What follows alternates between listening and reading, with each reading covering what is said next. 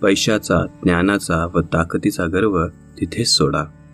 घंटा वाजवून काही सेकंद ध्वनिलहरी ऐका, ज्यामुळे तुमच्या शरीरातील चक्रे संतुलित होतील. मुख्य मूर्तीसमोर काही क्षण उभे राहून मूर्तीपासून निघणारी कंपने, किरणे आशीर्वाद म्हणून ग्रहण करण्याचा प्रयत्न करा. प्रदक्षिणा घालताना कंपने मिळवण्याचा प्रयत्न करा. गर्भगृह म्हणजे गाभाऱ्यात मोठी वैश्विक व सात्विक शक्ती असते. तिथे प्रवेशाच्या वेळेस तुमचे विचार पवित्र पाहिजेत. ते विचलित होऊ नयेत म्हणून त्या देवदेवतेचा मंत्रोच्चार करीत राहा, ज्यामुळे सात्विकता उत्पन्न होईल. अशा वेळेस बीजमंत्र म्हणणे जास्त योग्य, ते माहिती करून घ्या.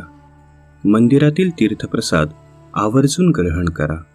शक्यतो साष्टांग नमस्कार घाला किंवा डोकं टेकून पाया पडा, जेणेकरून तुमच्या सहस्त्रार चक्रात